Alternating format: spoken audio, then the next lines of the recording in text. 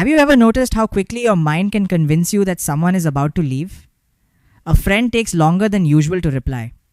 Your heart immediately whispers, "Did I do something wrong?" Someone seems a little quieter than yesterday. Maybe they're upset with me. Your partner says, "Can we talk later?" Suddenly, your stomach tightens. Your thoughts race. You begin preparing yourself for the worst before anything has even happened. It's strange, isn't it? Sometimes nothing has changed, except the story your mind is telling you. And somehow, that story feels more real than reality itself. If you've ever caught yourself overthinking a delayed text, constantly needing reassurance, or secretly believing that everyone eventually leaves, you're not weak. You're not too emotional. And you're certainly not alone.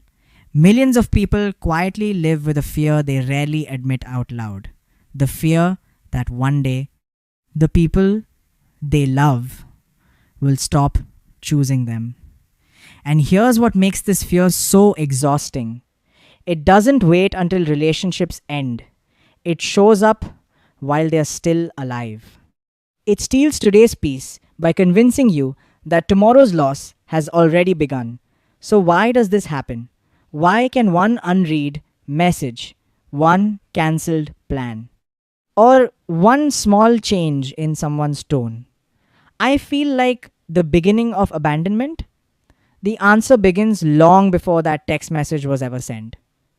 Psychologists call it attachment. But before that word became part of research papers, it was simply the way every child learnt one important question. Is it safe to depend on someone? When a baby cries, they aren't asking for luxury, they're asking for safety. When someone consistently comforts them, their brain quietly learns. People stay, people care, I'm safe. But life isn't always that simple. Some people grow up with love that feels unpredictable. Sometimes affection is present, sometimes it disappears. Sometimes promises are kept, sometimes they're broken. Sometimes people who should have protected us become the very people who hurt us. Your brain doesn't forget experiences like that because the brain isn't just recording memories, it's making predictions. Its job isn't to remember the past, its job is to prepare you for what it thinks will happen next. So, if enough experiences taught your brain, people leave. Your brain eventually stops treating abandonment as a possibility and starts treating it as an expectation.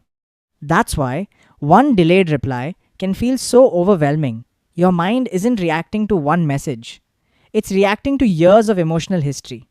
Here's something fascinating. Your brain would rather predict danger that never comes than miss danger that actually does. From an evolutionary perspective, that's a brilliant survival strategy. Emotionally, it can become exhausting. Imagine a smoke detector. Its purpose is to warn you about fire. But imagine if it became so sensitive that it went off every time someone made toast. You'd spend your entire life running from fires that never existed. That's exactly what emotional hypervigilance feels like. Your heart isn't broken. Your alarm system is simply too sensitive. And because the alarm feels real, everything starts looking like evidence. A shorter text, a missed phone call, a different tone of voice, a cancelled dinner. Suddenly, your brain begins connecting invisible dots. They're losing interest. They're getting tired of me. I'm about to be abandoned. Notice something important. None of those are facts. They're predictions. But anxious minds often confuse predictions with reality. And once that happens, fear quietly takes control of the relationship. Here's the tragedy. The fear of being abandoned often creates the very distance you're trying to avoid. You text more often. You apologize for things you didn't do. You constantly ask, "Are you okay? Are we okay? Do you still love me?" At first, it feels like you're protecting the relationship. But over time, you're asking another person to carry a responsibility they were never designed to carry. You slowly make them responsible for regulating your fear. That's an impossible job. No human being can provide enough reassurance to silence an insecurity that lives inside someone else's mind. Because reassurance works like pain medication. It helps for a moment, then the fear quietly returns, wanting another dose. That's why reassurance becomes addictive. Not because you're needy, but because anxiety is always hungry. It never says, that's enough. It always asks for one more sign, one more message, one more promise, one more proof that you're still loved. But here's the difficult truth: love cannot grow where fear is constantly demanding evidence. Healthy relationships breathe, fear grips. Healthy love trusts, fear monitors. Healthy love communicates, fear investigates. Can you see the difference? Now let's pause for a moment because maybe you're listening to this and you're thinking, this is exactly me. If that's true, I want you to hear something carefully. Having abandonment wounds does not make you unlovable. It simply means you've been carrying survival strategies into places that were meant for love. Survival and intimacy are not the same thing. You don't build healthy relationships by constantly preparing for them to end.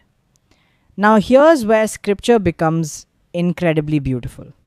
One of the most repeated promises in the entire Bible isn't, you'll never be hurt, or people will never disappoint you.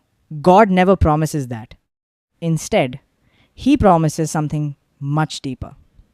I will never leave you nor forsake you. Think about those words. God didn't promise perfect people. He promised His perfect presence. Even Jesus experienced abandonment. His friends fell asleep when He needed them. Peter denied Him. Judas betrayed Him. The disciples ran away. If anyone understands what it feels like to be left, it's Jesus. Yet notice what He never allowed abandonment to define: His identity. He knew who He was, even when people walked away. And that's the healing many of us need. Not learning how to make people stay, learning how to remain secure, even when life becomes uncertain. So, how do you actually begin healing? Not overnight, but one choice at a time. First, learn to separate feelings from facts. Feeling abandoned doesn't automatically mean you are abandoned. Your emotions deserve compassion, but they don't always deserve control. Second, pause before creating a story. The next time someone takes longer to reply, ask yourself, what evidence do I actually have? Not, what am I afraid is true? Those are completely different questions. Third, stop making people your source of security. Let them be companions, not the foundation beneath your identity. Because people are human. They'll forget. They'll disappoint you. They'll make mistakes. But they were never meant to carry the weight of proving your worth. Only God can carry that. Fourth, practice honest communication. Instead of testing people, talk to them. Instead of assuming, ask. Instead of imagining rejection, choose curiosity. Healthy relationships are built with conversations, not assumptions. Fifth, spend time alone without calling it abandonment. There's a difference between solitude and rejection. One drains you, the other restores you. Jesus regularly stepped away from people, not because He feared them, but because He found strength in His Father's presence. Finally, remind yourself every single day where your identity truly begins. Not in someone's reply, not in someone's approval, not in someone's ability to stay forever, but in the unchanging love of the God who already chose you. Imagine waking up one day without checking your phone every few minutes, without assuming silence means rejection, without believing every disagreement is the beginning of goodbye. Imagine loving people freely instead of desperately. Imagine enjoying relationships without constantly fearing their ending. That kind of peace exists, not because life becomes predictable, but because your foundation becomes stronger than your fears. People may leave, People may disappoint you, people may misunderstand you, but the love of God doesn't rise and fall with someone else's behavior. It remains steady, faithful, unchanging. So if you've spent years believing that everyone eventually leaves, maybe today is the day you begin believing something even stronger. That before anyone ever chose you, God already did. And unlike human love, His love doesn't disappear when your fears show up. If this message spoke to your heart, I'd love to ask you one question. Have you ever pushed someone away because you were afraid they would leave first? You don't have to share the whole story. Just answer yes or no. You might discover you're not the only one learning how to heal. And if you enjoy videos that connect psychology, everyday life, and timeless biblical wisdom, consider subscribing. Until next time, remember this simple truth. The safest relationship you'll ever have isn't built on the promise that people will never leave. It's built on the promise that God never will.